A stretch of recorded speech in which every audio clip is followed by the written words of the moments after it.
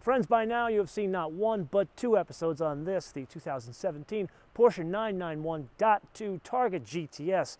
Rather than closing out the chapters there, we have a unique opportunity. The man behind the car has traveled all the way from Deutschland to join us. Welcome, Achim. Thank you, MotoMan, Willkommen for by joining. California. Dankeschön, thanks. So, sir, before we get into the car, I feel it important to share what your job is at Porsche, because I feel most people that are car guys and girls would kill for your job. What is your job? Well, I'm the chassis manager for the 911, and my job is from the very beginning of a project to say which parts we have to put in the car and to speak with the development and make the car that it is. So you are the guy that is responsible for the driving dynamics of arguably one of the most iconic driving cars.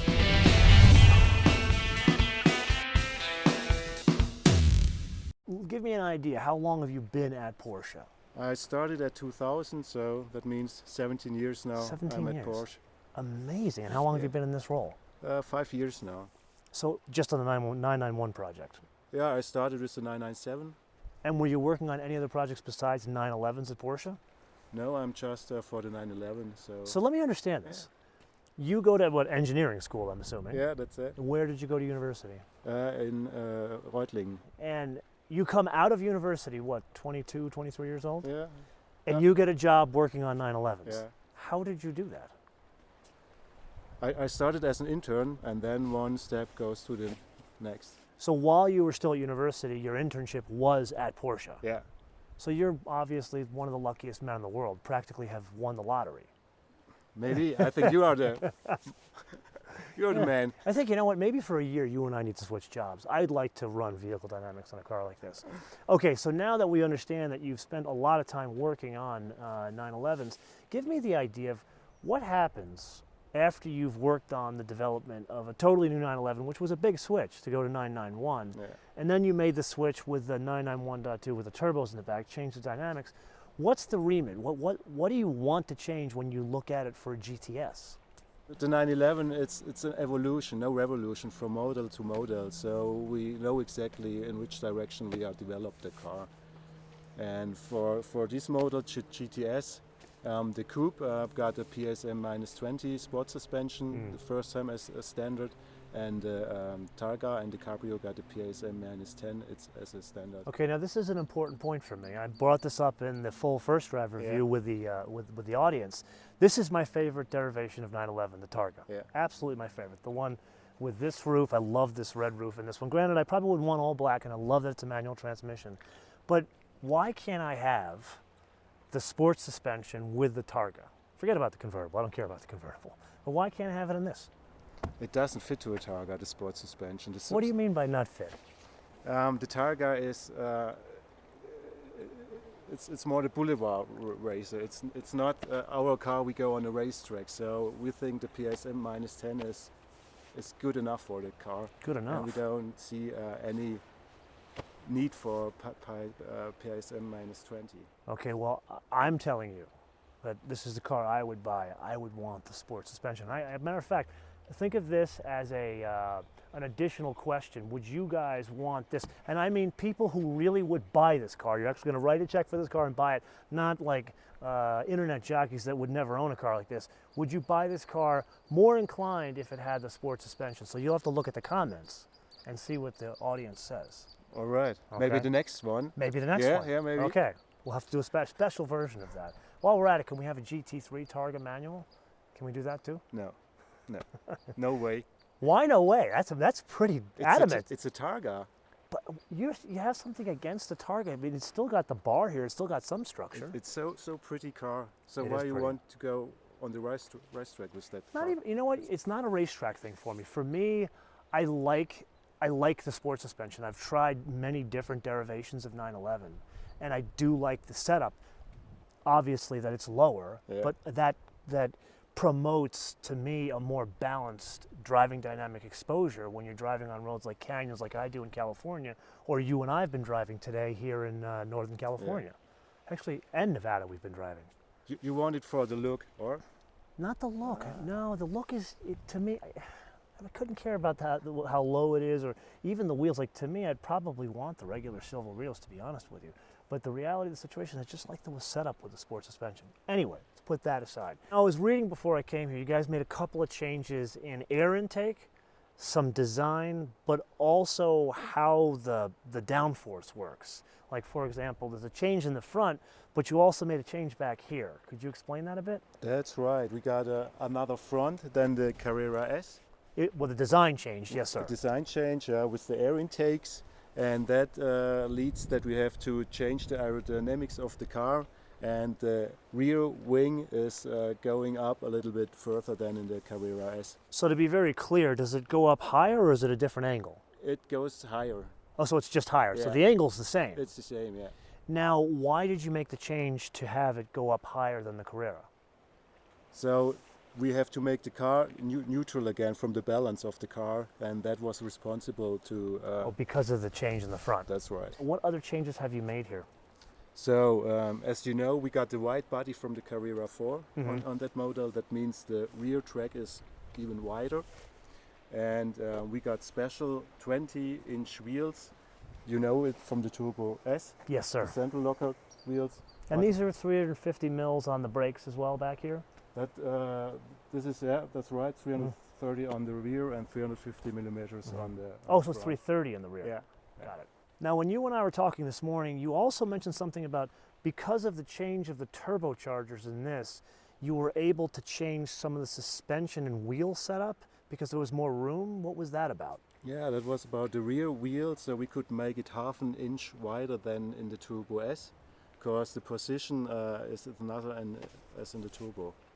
Also, because this has different turbos, you had more room to put a bigger That's wheel right. on it. That's right. That's the reason why the Turbo S, we couldn't make the wheels larger. It does have a menacing, when you look at this car from the back, because Yeah. we've seen a bunch of them driving them around today, the wheels look like steamrollers. That's it. It's amazing.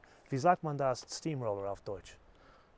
Dampfwalze, I don't know. Oh, we'll go with yours. Yeah. Okay. So I want to tell you about the tires a little bit, because we have for the GTS now made new tires. It's the ultra high performance tire. Is it a different tire than it's on the Turbo or the Carrera? It's the same. You can buy this. It's the same tire. You can switch it on all of the cars. But So it's an option whether it's a GTS or not, but it's just fitted standard to a GTS. we introduced it with the GTS, but you can use it as for Carrera S when it got 20-inch 20-inch wheels, yes. Yeah, or the Turbo. And what did you change about the tires? It's an ultra high performance tire. It got less profile, and it's got another polymer, so you got more grip on a racetrack, on dry conditions or even on wet, because the Pirelli engineers had a lot of experience from Formula One about wet tires, and they put the technology into the tire. Fantastic. So again, it's fitted as standard or it's optional on a GTS? It's optional. It's optional. Yeah, and you can get it at the Porsche dealership or Tire Rack or. Oh, so you wherever. don't have to go and pay the Porsche prices. You can get it from somebody else. Yeah. That's a good point. I like the way you think. I like the way you think, sir. Okay, I want to switch gears now. So we've talked about the new car. I want to talk about, as cool as this is, I want to talk about a cooler car. Now, what was it, 4 years ago? 5 years ago? That you bought a car? That's right. And I don't mean a car that you got for work, but you bought your personal car. What did you buy? I bought a 930. Okay, but most important, I expected a Porsche engineer to have a Porsche, but where did you buy it from? In the USA. Now, why did you do that? That's financial reasons. So the cars are even. So they're cheaper here. They're cheaper, yeah. Yeah, but now At that time, now. now they're Yeah. now they're almost unaffordable because the market on the 930s have gone I so know. high. So I'm sure your wife loves the fact that you've now invested money in a Porsche. I don't know if she did, but It's funny.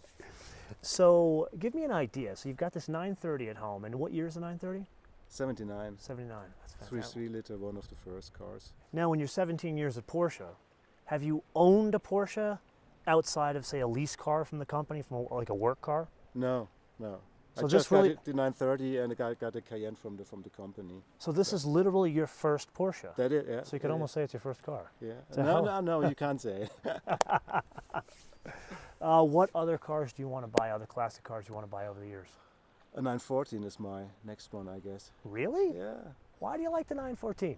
It's you can drive it every day, and the Oh. 930 it's more for the garage. See, I'm more of a 928 guy. I was never a big 914 guy. No. And I can appreciate it for what it is, how it was kind of an affordable sports car with a Targa and the whole thing, but it doesn't, like, you look at a 928 and I say, I gotta have that.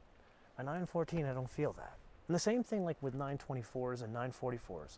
All of my friends that are into those cars now, they're like, you should buy one because the price, especially 944 turbos.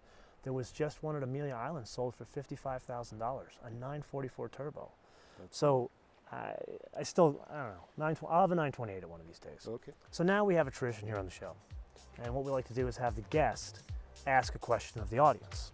So you have an opportunity here to speak directly with people to get some feedback on this is your car. All right. So what question would you want to pose to the audience? Okay. Guys, what do you expect next from a 911 GTS? Oh, okay, that's a That's damn my good question. Yeah. Okay, so let's be very clear here. Achim is asking you, what would you want to see in a future derivation of 911, but just GTS or overall 911s? Just GTS. Just right, GTS. yeah. Okay. So questions like, do you want more power? Do you want some like a sports suspension? Sports for Targa, I maybe. get Yeah, that. yeah. Or something we're not mentioning. And so we're going to read this. Are you going to read the comments? Yeah. Okay. I can't promise that he's going to respond, but he is going to read the comments. So let us know in the comments below or via our social media, MotoManTV all one word, MotoManTV all one word, Facebook, Twitter, and Instagram. And with that, I want to leave you with two things. Number one, make sure you download our fancy updated mobile application and click subscribe and notifications on YouTube. And number two, I want to leave you with a fun fact. And the fun fact is, what kind of car does your wife drive? It's a Mini Cooper. A Mini Cooper. And on that, until we see you next time, bis später. Thanks, MotoMan. Thank you for coming all the way Thank you. from Stuttgart. You're welcome.